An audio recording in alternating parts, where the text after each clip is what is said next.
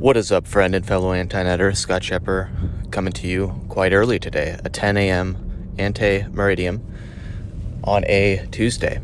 And what I want to talk to you about today is something that kind of took place yesterday.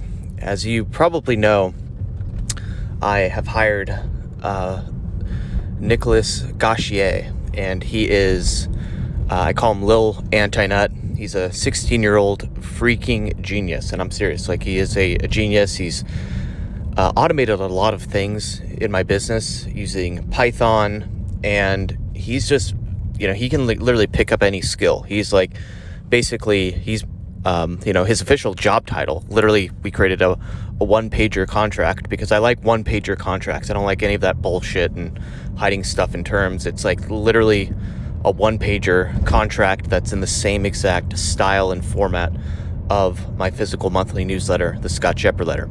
Anyway, he is my protege, my first hire for my Scott Shepper enterprise, which spans over all my knowledge products and projects and all of that, right? Anyway, the past few days, and I don't mean to call him out because I'm not calling him out, but he's been a trooper the past week or so. He got sick and he's kind of worked through that. And then yesterday, there's two tasks that are recurring tasks. And for any recurring task, we create a document called an SOP, a standard operating procedure. And it's basically, imagine, a Google Drive, a Google document that's shared, and it documents every single step so that, if we want to offload that task, that recurring task, all we have to do is give that person, access to different SOPs and, say, hey, go get it, go attack. And that's, pretty much it. It's how to kind of standardize your tasks and your jobs, right? Well, he has two tasks that are a recurring task. One is he helps with the monthly newsletter compilation. And what I mean by that is anytime a Scott Shepper letter is sent out, there's a series of steps to go through, and they're quite detailed and intricate, and we've automated a lot of it. And a lot of that is basically going to be built into my all-in-one, marketing platform for independent writers, creators, and thinkers, my software platform. Then it's also going to be covered and taught in my special program, Right to Freedom, wherein, I basically take people under my wing and work with them and train them and show them how to create their own stellar, successful physical monthly newsletter business that, nets over six figures a year and creates a movement, right? So anyway, he has two SOPs. One is the monthly newsletter compilation, and a task within monthly newsletter compilation involves getting the tracking numbers that each person is sent in the US, and then sending the tracking numbers to them via email. And it's a little bit more complicated than you would think. You have to get the tracking number and all the entire, database from the print shop. Then you have to re-import it in the proper CSV format back into the email platform. And, there's always something that gets screwed up and lost in translation because, maybe the print shop will use Excel, and then it'll get converted to a Google Sheet, and then it'll get converted back to CSV, and just, as you probably know, shit breaks, right? So we're automating everything so that it can't break. Well, there was a certain step in this process of sending out the tracking numbers wherein, and, I documented it, and it's really easy to mistake, but in my own database, the tracking number field is called TSSL _ tracking _ number. Well, the frickin' print shop supplier, they're not really in tune with our system, and so they send back, their own database with the field, and the field was named tracking space number. So Nicholas basically imported the tracking numbers in the sheet, and when he sent out the automated email, of course, it did not have the updated new tracking numbers because, this print shop used a different format, right? And so there was like a mistake there. And, there was basically a mistake there. Last week, there was a mistake with the monthly newsletter compilation where there was like an extra comma in some of the zip code fields because, once again, there's just weird things that happen when you munge and shift data across different formats, right? And that's what we're actually building out into my platform, my software platform that allows you to kind of like automate and not make such mistakes that everyone will make and learn the hard way if they try to start their own physical monthly newsletter business. And even Nicholas, like genius boy, this freaking genius, if there's like a ton of manual steps like involved, things are going to slip through the cracks. And one of the things that I've always done, and I've made it a practice, I swear to God, like in my entire like 15-year career in software startups and technology startups and email marketing, everything, I swear to God, I've spent about 20% and wasted 20%, not, quote unquote wasted 20% of my life energy and time on testing. I'm talking about testing emails, having it sent to myself, clicking links that I think should work, and then surprise, surprise, they don't work. And, I just have made it a habit to test every weird little thing. And the testing that I'm talking about is like, testing your emails before they're sent out, right? Sending it to yourself, sending it to a group, a small group, and testing it to make sure it works like you would think it would work. And I learned this practice because back in the day, like one of my first technology startup jobs was in the browser application space, like Chrome extensions and Internet Explorer add-ons and Firefox plugins. And literally, I would spend about like 5 hours a day testing every single application and every single browser. And, Internet Explorer 7 versus 8 versus 9. And by the way, Internet Explorer 7, if you don't remember, it's like the worst browser ever. Yet like everyone was stuck on it because that's like the latest version you can get with Windows XP. And, then I would test Firefox and Chrome, and like Chrome has a billion different versions. And then also it works different on Mac versus PC. And like literally my first, job, and I was in the marketing department, yet it was so critical to test. Like I spent, we all had to test. We all had a Q&A and we had sheets to fill out. And it was just, man, it was so much work.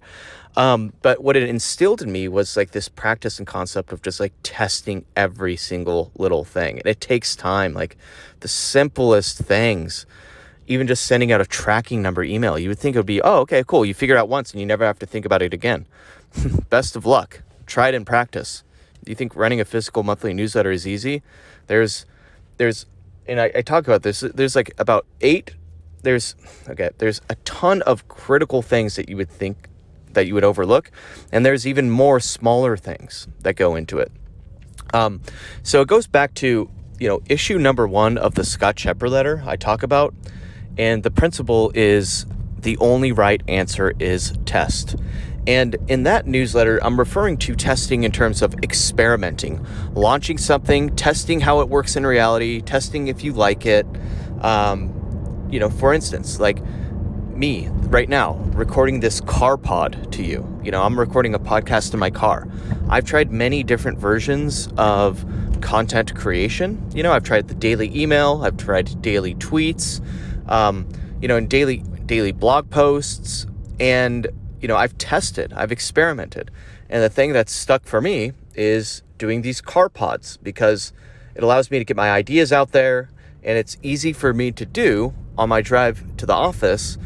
And, at the office, it requires a lot more cognitive work and cognitive energy. And it's, energy that, I've tried doing like daily emails or blog posts. And the problem with doing those things is that my cognitive energy is basically invested in those things, which, yes, they're like, somewhat important, but the most important thing is creativity and actually creating a craft, and creating software is what I'm doing right now, and creating basically designing and writing and creating what is called a VSL for my own massive flagship program, and that requires a ton of time and energy. And therefore I've found the most sustainable content creation form and media for me is these car pods, doing these car rants, these car pod rants. And that's like the experiment type of testing. But the other type of testing is Q&A testing. And Q&A testing is something that you need to do, and you need to not overlook. Like, before you send out every single email, before you launch any product, you have to frickin' Q&A test. Like, you would not believe the amount of times I've purchased the Anti-Net Zettelkosten book, probably like 100 times, like on my own credit card and different credit cards, and on different browsers, different phones, computer, like just to test every single little detail of how it works. Because you always, end up overlooking something, or something doesn't look right on a certain device, right? And, that's what I want to say is I think it's really cool. I mean, Nicholas is learning, the hard way, and by making mistakes, that the value of Q&A testing. And, he made another mistake even yesterday, and it was back to back. It was kind of tough, because it's like he made the tracking number error, and then he made another error. Is I send out the podcast emails, right? And he sends out those podcast emails, hey, like a new pod launched, and those types of emails. Well, in our template, we have this, the template uses a link to a podcast I did called the Lime Green Soaper. Well, what happened is Nicholas copied the URL for what was supposed to be the car pod that is linked to yesterday, and he pasted it in the link field that where the Lime Green Soaper was. But the problem is, if you know this, is within those like WYSIWYG editors or any email platforms, there's the little link icon, and then if you've already linked to something, you'll see there's like a broken link icon where you have to click that broken link to unlink the original link. So even if you paste over the new link, it is still underlying that link is still that old link. It still has an ahref element that links to the old link. And so Nicholas didn't realize this, and he sent out an email to several thousands of people that had the wrong link, and it should have worked by I could see how he would make that mistake. So he made yet another mistake, is he didn't send out an email, a test email, and click the actual link.